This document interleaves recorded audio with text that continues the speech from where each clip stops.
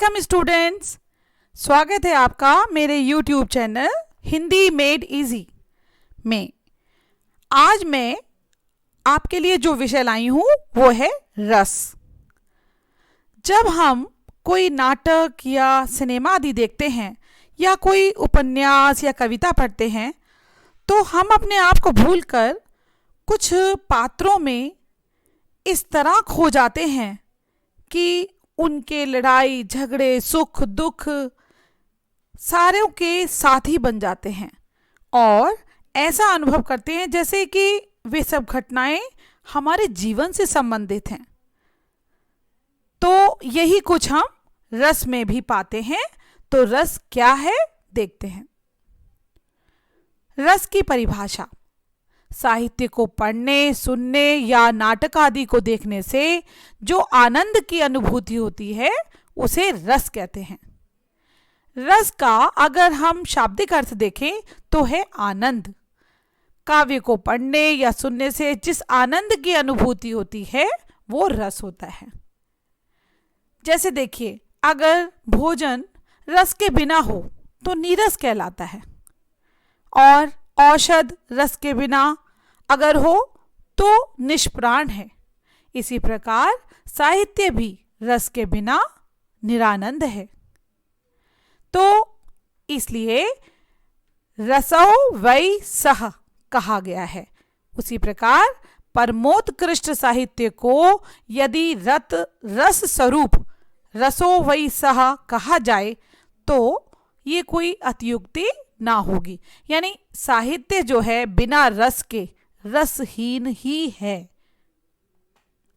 रस की व्युत्पत्ति दो प्रकार से दी गई है। सरति इति रसः, अर्थात जो सरणशील है, द्रवणशील हो, प्रवाहमान हो, वह रस है। रस्यते आस्वाद्यते इति रसः, अर्थात जिसका आस्वादन किया जाए वह रस है। इस प्रकार जैसे कि देखते हैं कि लजीज भोजन से जीभ और मन को तृप्ति मिलती है, ठीक उसी प्रकार मधुर काव्य का रस आस्वादन करने से हृदय को आनंद मिलता है। यह आनंद अलौकिक और अकथनीय होता है। साहित्य में रस का बड़ा ही महत्व माना गया है। साहित्य दर्पण के रचयिता ने कहा है, रसात्मकम वाक्यम काव्यम, अर्थात रस ही काव्य की आत्मा है।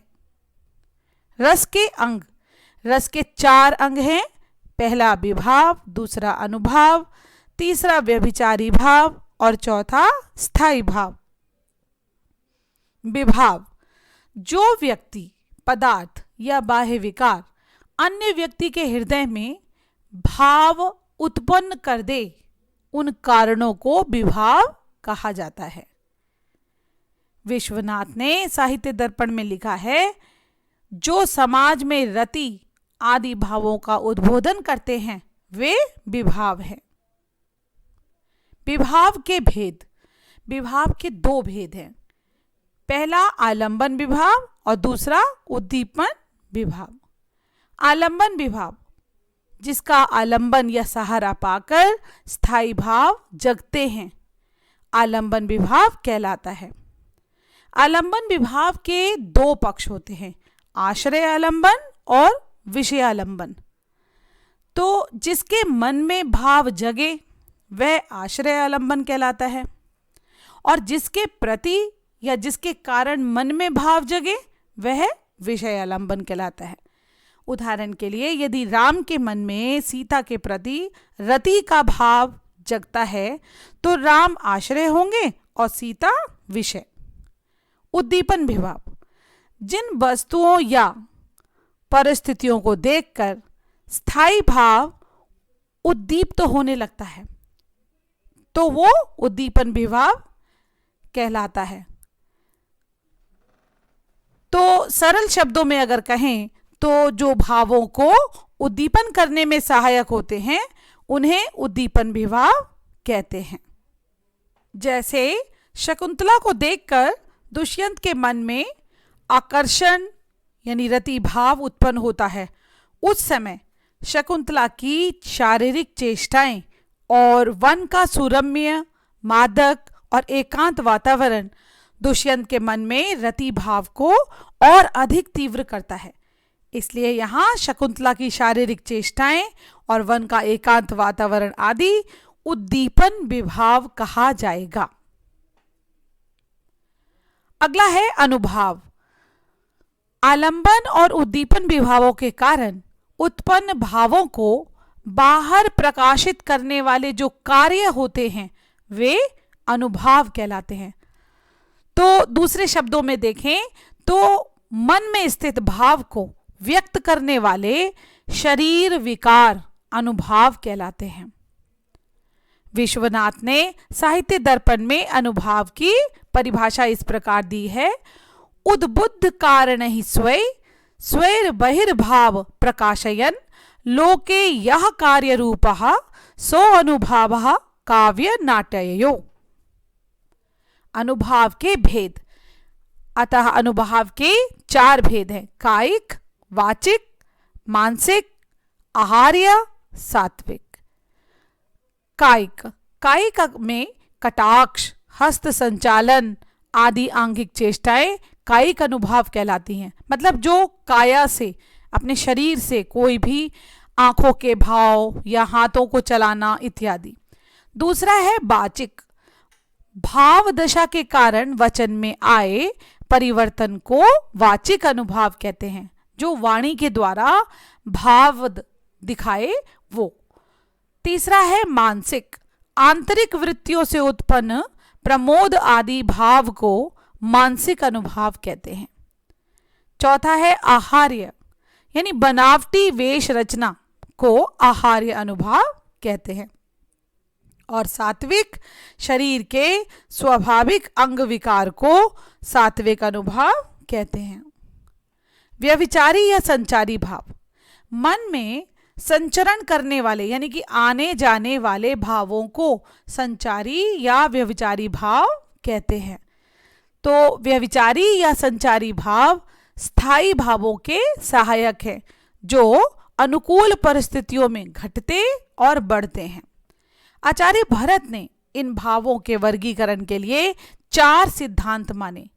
पहला देश, काल और अवस्था। दूसरा उत्तम, मध्यम और अधम प्रकृति के लोग। तीसरा आश्रय की अपनी प्रकृति या अन्य व्यक्तियों की उत्तेजना के कारण। चौथा स्त्री और पुरुष के अपने स्वभाव के भेद।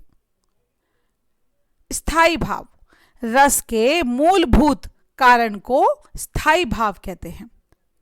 पंडित जगन्नाथ ने रस गंगाधर में इसकी इस प्रकार परिभाषा दी है और उसमें बताया है कि जिस भाव का स्वरूप सजातीय या विजातीय भावों से तिरस्कृत ना हो और जब तक रस का आस्वाद हो तब तक जो वर्तमान रहे यानी टिका रहे वह स्थायी भाव कहलाता है।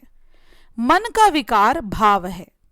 भरत मुनि ने अपने नाट्य शास्त्र में भावों की संख्या कुल 49 कही है, जिनमें से 33 संचारी और व्यभिचारी, 8 सात्विक और शेष 8 स्थायी भाव हैं।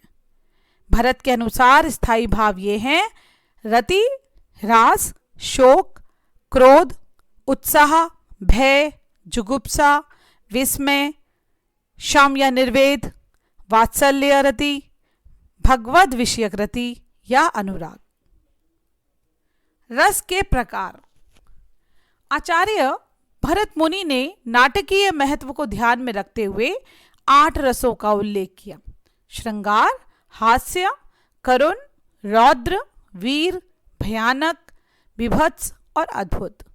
आचार्य मम्मट और पंडित राज जगन्नाथ ने रसों की संख्या 9 मानी है: श्रृंगार, हास्य, करुण, रौद्र, वीर, भयानक, विभत्स, अद्भुत और शांत। आचार्य विश्वनाथ ने वात्सल्य को 10वां रस माना है तथा रूप गोस्वामी ने मधुर नामक 11वें रस की स्थापना की, जिसे भक्ति रस के रूप में बाद में मान्यता मिली। वस्तुतः रस के 11 भेद होते हैं।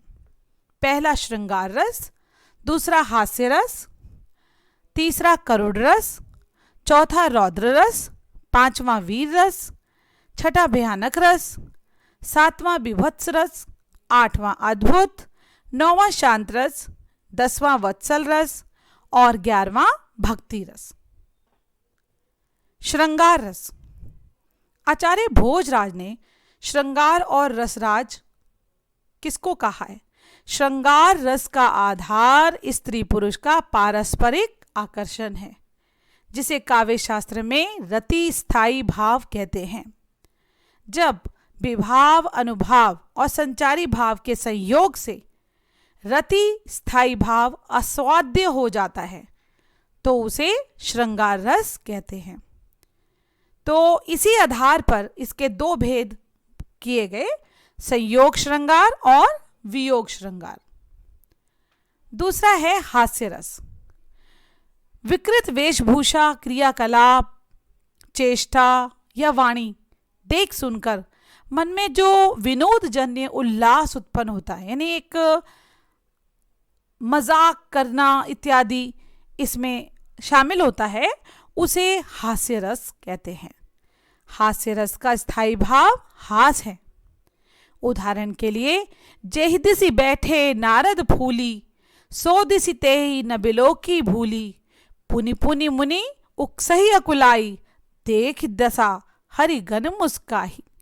यहाँ स्थायी भाव हास है। आलंबन बानर रूप में नारद हैं और आश्रय वो दर्शक और श्रोता हैं। उद्दीपन जो है नारद की आंगिक चेष्टाएं, जैसे उकसाना, अकुलाना, बार बार स्थान बदलकर बैठना, और अनुभाव हरिगण एवं अन्य दर्शकों की हंसी, और संचारी भाव क्या है? हर्ष, चपलता, उत्सुकता आदि। इसलिए यहां पर हास्य रस है। करुण रस। दुख या शोक की संवेदना बड़ी गहरी और तीव्र होती है। यह जीवन में सहानुभूति का भाव विस्तृत कर मनुष्य को भोग भाव से, धरा भाव से प्रेरित करता है। करुणा से हमदर्दी, आत्मीयता और प्रेम उत्पन्न होता है, जिससे व्यक्ति परोपकार की ओर उन्मुख होता है। तो उदाहरण के लिए, शोक विकल एव रोवहि रानी, रूपशील वल तेज बखानी, करहि विलाप अनेक प्रकारा, परहि भूमि तल वारहि वारा। यहाँ पर स्थायी भाव शोक और दशरथ आलंबन है, रानियां आश्रय और राजा का रूप, तेज, बल आदि उद्दीपन, रोना, विलाप करना ये सब अनुभाव, और स्मृति, मोह, उद्वेग, कंप आदि संचारी भाव है। अतः यहाँ करुण रस है। वीर रस। किसी कठिन कार्य को करने के लिए हृदय में उत्साह, स्थायी भाव के जगाने के फलस्वरूप जो भाव उत्पन्न होता है उसे वीर रस कहा जाता है। उदाहरण के लिए, मैं सत्य कहता हूं सखे, सुकुमार मत जानो मुझे, यमराज से भी युद्ध में प्रस्तुत सदा जानो मुझे, हे सारथे हैं द्रोण क्या, आवे स्वयं देवेंद्र भी, वे भी न जीतेंगे समर में, आज क्या मुझसे कभी। यहाँ स्थायी भाव उत्साह, आश्रय, अभिमन्यु, युद्ध, आलंबन, द्रोण आदि कौरव पक्ष, अनुभाव अभिमन्यु के बेचैन और संचारी भाव, गर्व, हर्ष, उत्सुकता, कंप, मद, आवेग, उन्माद आदि हैं। और यहाँ पर ये वीर रस का उदाहरण है। रौद्र रस। रौद्र रस का स्थायी भाव क्रोध होता है। इसका आलंबन विभाव हानि करने वाला व्यक्ति और उद्दीपन उसकी चेष्टाएं यानी दुष्टता इत्यादि होते हैं।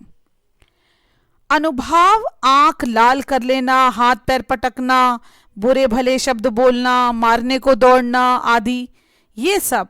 और आवेग, श्रम, उग्रता आदि इसके संचारी भाव होते हैं।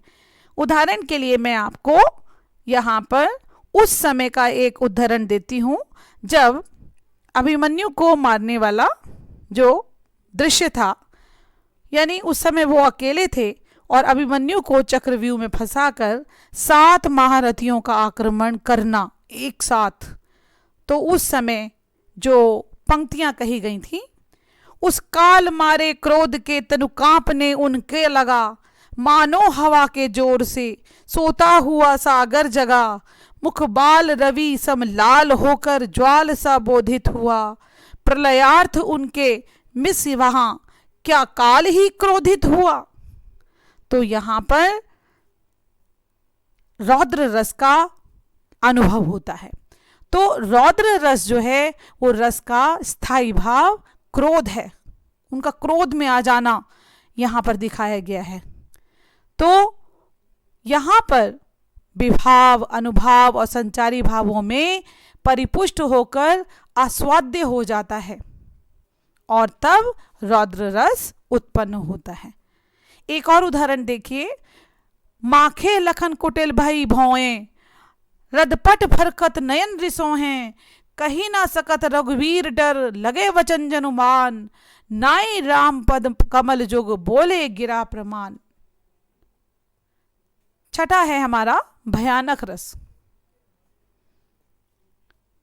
भयप्रद वस्तु या घटना देखने, सुनने अथवा प्रबल शत्रु के विद्रोह आदि से भय का संचार होता है। और यही जो भय है, डर है, स्थायी भाव जब विभाव, अनुभाव और संचारी भावों में परिपुष्ट होकर आस्वाद्य हो जाता है तो वहां पर भयानक रस होता है। उदाहरण के लिए, एक ओर अजगरही लखी, एक ओर मृगराय, विकल बटोही वीच ही परयो मूर्छा खाए। यहाँ पर पथिक के एक ओर अजगर और दूसरी ओर सिंह की उपस्थिति से वह भय के मारे मूर्छित हो गया। तो यहाँ पर जो भय है वो स्थायी भाव है, यात्री उसका आश्रय है, अजगर और सिंह आलंबन हैं। अजगर और सिंह की जो भयानक आकृतियां और उनकी चेष्टाएं हैं वो दीपन है।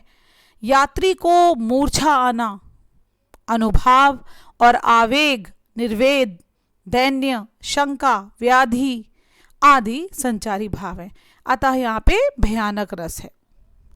बीभत्स रस, बीभत्स रस का स्थायी भाव जुगुप्सा या घृणा है। अनेक विद्वान इसे सहृदय के अनुकूल नहीं मानते, फिर भी जीवन में जुगुप्सा या घृणा उत्पन्न करने वाली परिस्थितियां या वस्तुएं कम नहीं हैं। अतः घृणा का स्थायी भाव जब विभाव, अनुभाव और संचारी भावों को पुष्ट होकर आस्वाद्य हो जाता है तब विभत्स रस उत्पन्न होता है। उदाहरण देखिए, सिर पर बैठियो काग, आंख दो खात निकारत, खींचत जीव है स्यार, अति ही आनंद उर धारत, गीद जांग को खोद खोद के मांस उपारत, स्वान आंगुरिन काट काट के खात विदारत। तो यहाँ पर ये विभत्स रस यानी घृणा वाला विभत्स रस दिखाया गया है। अद्भुत रस, अलौकिक आश्चर्यजनक दृश्य या वस्तु को देखकर सहसा विश्वास नहीं होता और मन में स्थायी भाव विस्मय उत्पन्न होता है। यही विस्मय जब विभाव, अनुभाव और संचारी भावों में पुष्ट होकर आस्वाद्य हो जाता है तो अद्भुत रस होता है। उदाहरण के लिए, अंबर में कुंतल जाल देख, पद के नीचे पाताल देख, मुट्ठी में तीनों काल देख, मेरा स्वरूप विकराल देख, सब जन्म मुझी से पाते हैं, फिर लौट मुझी में आते हैं। यहाँ पर अद्भुत रस दिखाया गया। शांत रस, अभिनव गुप्त ने शांत रस को सबसे श्रेष्ठ माना है। संसार और जीवन की नश्वरता का बोध होने से चित्त में एक प्रकार का विराग उत्पन्न होता है और उसके परिणाम स्वरूप मनुष्य भौतिक और लौकिक वस्तुओं के प्रति उदासीन हो जाता है। इसी को निर्वेद कहते हैं। और जो विभाव, अनुभाव और संचारी भावों से पुष्ट होकर शांत रस में परिणत हो जाता है तो वो शांत रस कहलाता है। उदाहरण के लिए, सुत वनितादि जानी स्वार्थ रत्न करु नेह सबहिते अंतहितो ही तजेंगे पामर तू ना तजय आभीते। तो इनमें जो है शांत रस का हमें उदाहरण मिलता है। 10वां है वात्सल्य रस। वात्सल्य रस का संबंध छोटे बालक बालिकाओं के प्रति माता पिता एवं सगे संबंधियों का प्रेम और ममता के भाव से है। हिंदी कवियों में सूरदास ने वात्सल्य रस को बहुत अच्छी तरह से व्याख्या की है और तुलसीदास की विभिन्न कृतियों के बालकांड में वात्सल्य रस की सुंदर व्यंजना दिखाई देती है। वात्सल्य रस का स्थायी भाव वत्सलता या स्नेह है। अब उदाहरण देखिए, किलकत कान घुट रूवनी आवत मणिमय कनक नंद के आंगन बिंब पकड़वे धावत कवहु निरखे हरि आप छा को करसो पकड़न चाहत किलक हसत राजत द्वे दतिया पुनि पुनि तिहि अवगाहत। 11वां देखिए भक्ति रस। भक्ति रस शांत रस से थोड़ा अलग है। शांत रस जहां निर्वेद या वैराग्य की ओर ले जाता है, वहीं भक्ति ईश्वर विषयक रति की ओर ले जाते हैं। यही इसका स्थायी भाव भी है। भक्ति रस के 5 भेद हैं: शांत, प्रीति, प्रेम, वत्सल और मधुर। ईश्वर के प्रति भक्ति भावना स्थायी रूप में मानव संस्कार में प्रतिष्ठित है। इस दृष्टि से भी भक्ति रस मान्य है। उदाहरण के लिए, मेरे तो गिरधर गोपाल दूसरो न कोई जाके सिर मोर मुकुट मेरो पति सोई साधुन संग बैठ लोक लाज खोई अब तो बात फैल गई जाने सब कोई। तो यहाँ पर स्थायी भाव ईश्वर विषयक रति, आलंबन श्री कृष्ण, उद्दीपन कृष्ण लीलाएं, सत्संग, अनुभाव, रोमांच, अश्रु, प्रलय, संचारी भाव, हर्ष, गर्व, निर्वेद और औत्सुक्य आदि है। तो यहाँ पर जो ये है भक्ति रस है। इस प्रकार आपने जाना कि रस कौन कौन से हैं और सभी रसों का कैसे कैसे आपने इसमें अंतर पाकर देखा होगा कि कैसे ये सारे रस अपना चमत्कार दिखाते हैं। इन रसों के बिना हमारा जीवन रसहीन है, ये साहित्य रसहीन है, ये जगत रसहीन है। तो उम्मीद करती हूँ कि रस के मामले में आपको जो भी कुछ बताया गया वो आपको बहुत अच्छी तरह से समझ में आया होगा। धन्यवाद।